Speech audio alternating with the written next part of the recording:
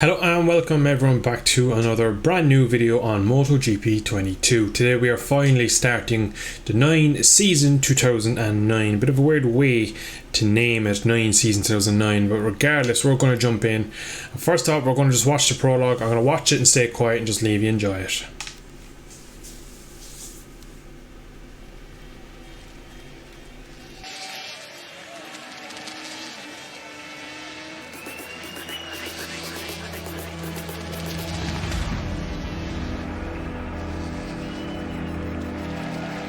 Two 2001, 2, 3, 4, 5. 5 world championships in a row. 3 with Honda, then the move to Yamaha and 2 more. Proving that the rider, not the bike, makes the difference. Proving perhaps that Valentino Rossi is the greatest motorcycle racer of all time. But then, 2006, machine problems, human errors, and injuries. While Nicky Hayden is on a roll, racking up victories, podiums and points, taking the contest all the way to the final race in Valencia.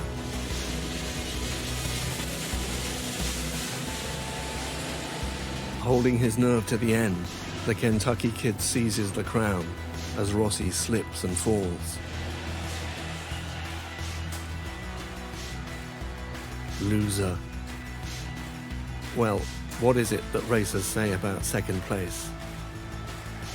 And now they're on him, the new breed. Younger, hungrier, faster, pressure like never before. Casey Stoner, the fastest rider Rossi's ever encountered. He wins 10 races in 2007. Rossi just 4. A new low for the Italian. A stunning triumph for the Australian. Spain's Dani Pedrosa is the runner-up. In third place, Valentino Rossi. Third, and hurt.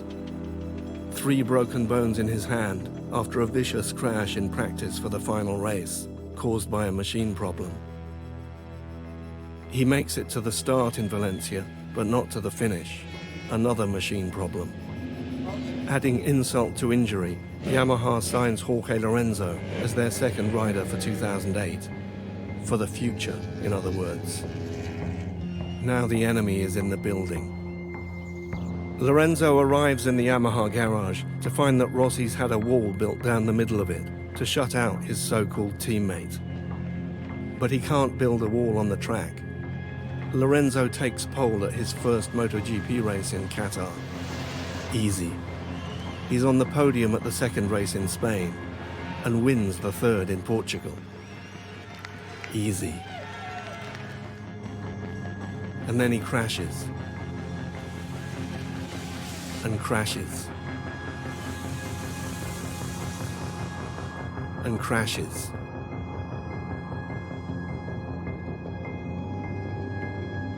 And puts himself in hospital.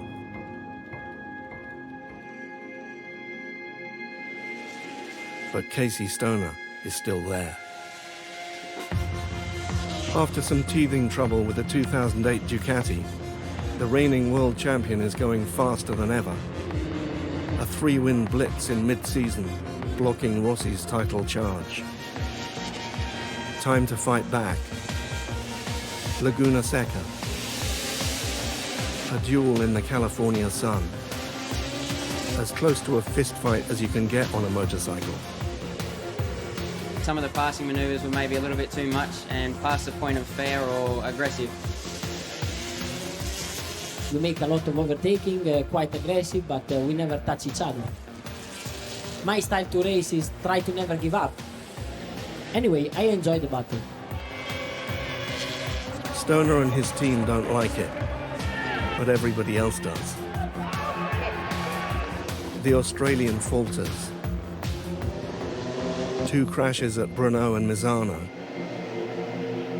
And worse, a wrist injury. Rossi is relentless.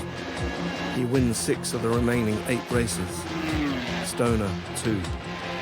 The Italian is king again, and making history.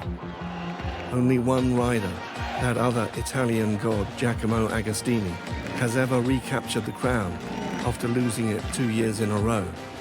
Agostini managed it once, in 1975, but he finished 7th the following season and retired the year after that. In 2009, Valentino Rossi sets out to win it again. A new record in his sights, and no thoughts of retirement in his head. There are only 3 problems: Jorge Lorenzo, Casey Stoner, and Danny Pedrosa.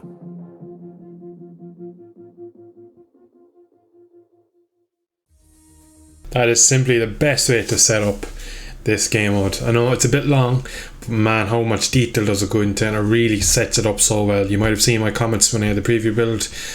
Milestone Advertising used my comment about the prologue. Simply brilliant. That is Mark Neal as well. Any of you don't know who that is, he makes MotoGP documentaries, faster and hitting the apex. And yeah, he has a brilliant voice for it. He just really sets it up well. I really enjoy listening to him, and his documentaries are fantastic. But after that, we have to go ride a few bikes now. You might see I already have the first one done. That was from the preview build I was trying to record just to get a bit of background footage. Now I'm going to redo it because I didn't do it perfectly, and as well as the physics have changed. So we're going to jump into Losail.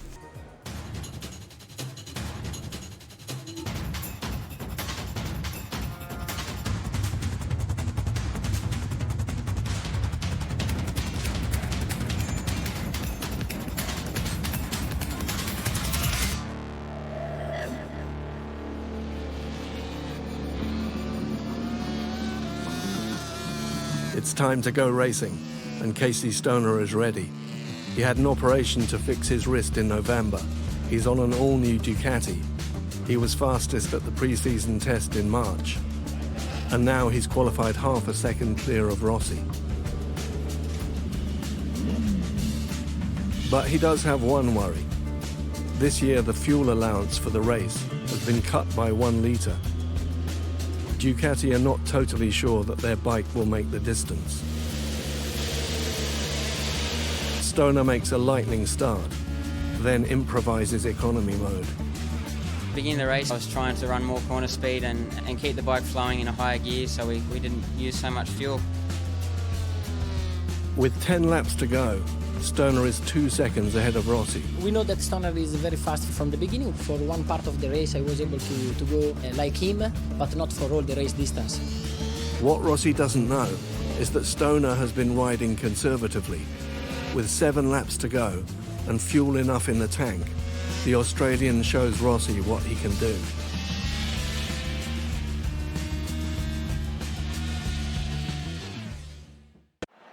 So for each episode at the start, they will have a small little cutscene just like that. 7 laps to go. Time to shake him off. In the next 4 laps, open the gap to over 5 seconds. So you might have heard Mark Neal there, so I need to open the gap to over 5 seconds. That's my secondary goal. The main one is to finish first, which I've already done. I'm going to do my best to do it though, but this is on 120% AI, and this is my first time on this build using these bikes, so I'm not too sure what level I will be at on this bike, but I absolutely love the overlay of the old school, the retro GP what would you call it, the broadcast. Just love the colours, so old school. Reminds me of what was on in this part of the world. It was on Eurosport all them years ago. But we have a handful of laps to pull out a big gap over Rossi. Casey Stoner was absolutely magnificent around this track in his day. He really was one of the kings of Qatar. And like in 2009 I was 11, so I don't remember anything about fuel economy, like the new fuel regs and all that. So like when he said that in the intro, they're talking about how they had to save fuel and they were worried about the distance. That is pretty interesting to hear. I knew the 800 Air was a lot more, it made made a big step to be more fuel economy efficient, or fuel efficient I suppose is a better way of saying it. But I never knew that they changed regs again in 09 after the 800s came in 2007. Now I'm wondering, do I need to save fuel for this whole like stint, or can I just burn as much fuel as I want, because I've used up a lot to try and bridge a gap. Ducati should be quicker than that Yamaha in a straight line. Now there is 3 different episodes to each race, so there's 3 parts of them, so they are going to be quite long. I don't know if I'll chop them down or just leave them raw gameplay. I will see how this goes, because I have 4 laps through here. They're going to take a good 20 minutes each, I reckon, so we will see. But for now, we'll look like we are just pulling away from Valentino. Oh, just struggling to get a turn to touch. Main thing is I win this race, that is my main goal. So we come up now to start the final lap. We need just under or just over a second to get the secondary goal. We just set our fast lap of the race. We're getting into a bit of a rhythm now, but I must say I'm still struggling a lot with the physics in this game. I really wasn't playing, I hadn't played much of GP21 at all this year, with being away from home and stuff. I didn't have much time to play it, and when I was home I played a lot of GP bikes, so I'm pretty rusty on the MotoGP milestone games. So it is quite hard to knock out consistently fast laps on 120% AI. But we are up by 4.4, so we'll see, we could still do it.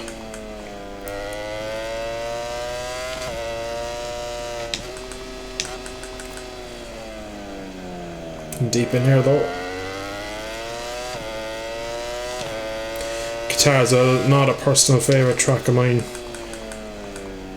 I love the idea of racing under the lights, but track itself isn't for me.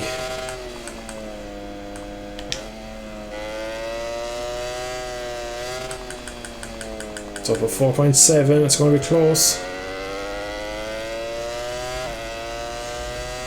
It's all going to come down to the fast rates, I reckon. It's probably the best. I've hit them. Nearly lost the front. Yeah, you can see you're into the green again on the lap time wise. Just a little late on the apex there, but it's not too bad. But that Yamaha's going to turn well through there. We've got turn 15 wrong.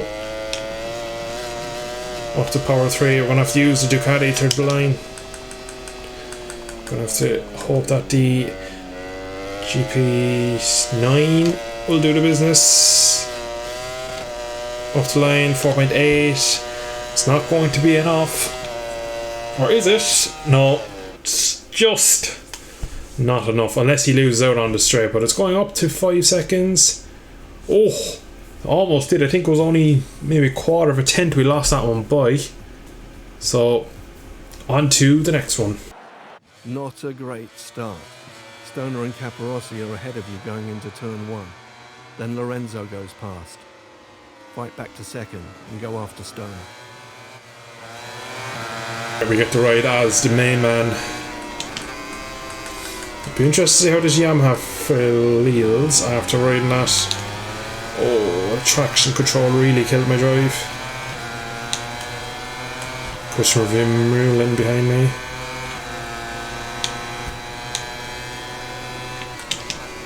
Oh shit, sorry Jorge. I was embarrassed you there on the brakes, but we didn't get a stop in fairness.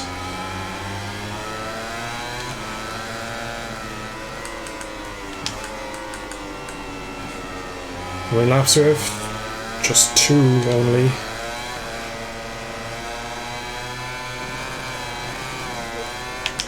Again, Lorenzo early on the brakes, we can't get it stopped though.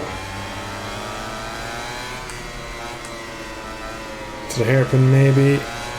Don't get a good enough drive. Or do we? I'm gonna have to hope he sits up. He's a touch wide, we're gonna try and square it. Not good enough again. Oh, again! He really is riding like Lorenzo early on the brakes, but he has such killer corner speed. So Yamaha is a bit more agile, I will say, as I get that all wrong, than that Ducati.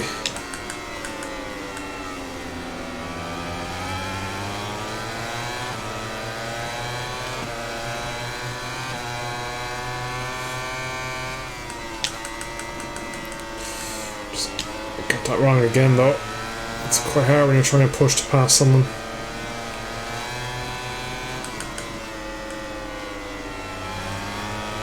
Right, it's going to be into turn 1, power 3 job. Oh, we got that perfect. Lorenzo didn't, he lost his drive. Oh, it's going to be a Marquez, Davi, lunge. We've pushed them wide. I'm sorry, RA. We're not friends anyway. Free track, someone off in the background potentially. Yamaha versus Suzuki. We should catch him at the end of the straight. We're going to go for it into 1. Can we get it stopped? Just about edge him out. Again, he leans on me, which doesn't work out well for him. I'm trying to read what my secondary objective is. I know P2, but it's such an action-packed. Whoa! Again, trying to read. Ah, we got the fast rates all wrong again. Are we going to lose P3? P2? Not yet.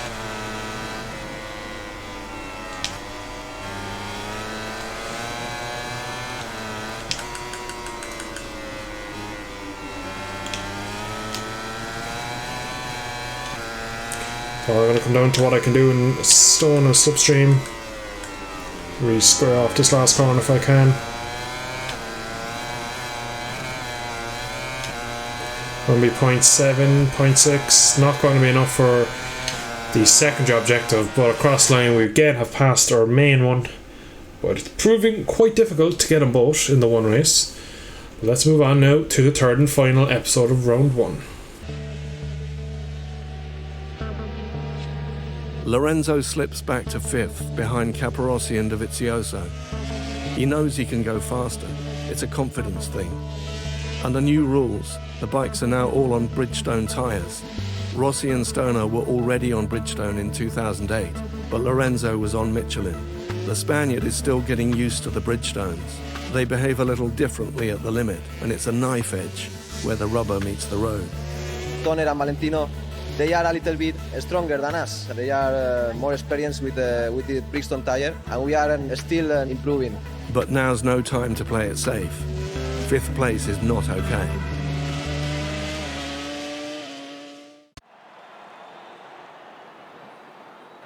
This is not going to plan. 4th on lap 2, 5th on lap 3. Get past Capirossi and Dovizioso. You need that podium. That was an easy overtake. Oh, I got that wrong. Spoke too soon. Distance 4th by at least half a second. Okay. So at least I read the objective early this time.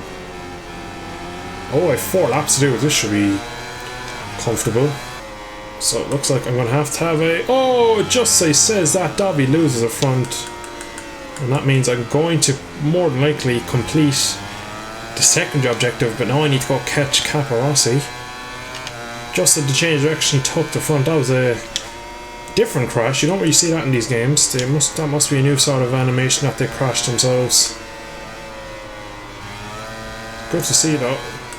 Quite a realistic crash. And the change of direction. I got that wrong. And now we're going to lose the position to our satellite rider. Jesus, I'm all over. Thank God we have enough laps to recover this. So I shut up for a lap and we have caught right onto the back of him. We're on for a very fast lap. We're going to sit in this slipstream down the straight. Going to pull out. We're going to have him by the line. Oh, he's rolled off there. That was different. That was a really good lap. That was the fastest I've done out of all the laps so far. And now we have 2 laps just to bridge a gap to 4th place, which we're more than likely going to do if we keep up that sort of pace. So a pretty scruffy lap that time around. We still do have just enough to complete both of them, but we have 1 lap left of the challenge. We need a good consistent last lap. So let's just see, can we use Rossi as a good marker and get at least a half a second to Capirossi.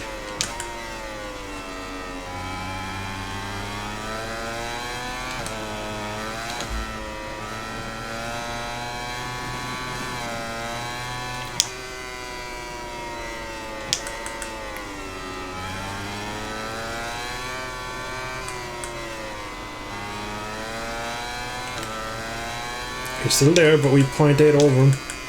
Oh, back in, let go there.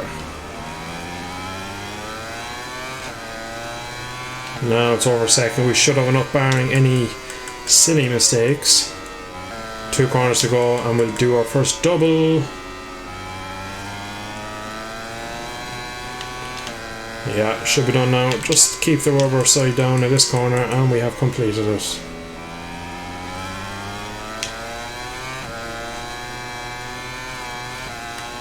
He's miles back. We're almost on the back wheel of Rossi, but that is going to complete the third and final episode of the first round of the season. So we get both ticks there. That's probably another couple of riders unlocked. The night is not over. So we have unlocked Loris Capirossi from round 1, but I'm going to leave it there for the sale of 2009. Really enjoying it so far. The gameplay is brilliant. I love all these cinematics. The Mark Neal has done a brilliant job narrating and directing all these clips, and so good to see footage you just don't see that often. So if you did enjoy today's episode 1 of the 2009 season, please consider subscribing to the channel. The growth at the moment is absolutely catastrophically up from what I've ever seen on channel, so I just want to say a huge thank you to everyone for that. And if you did enjoy today's video, drop a like down below more, and I shall catch you all in the next video. Thank you for watching. Bye bye.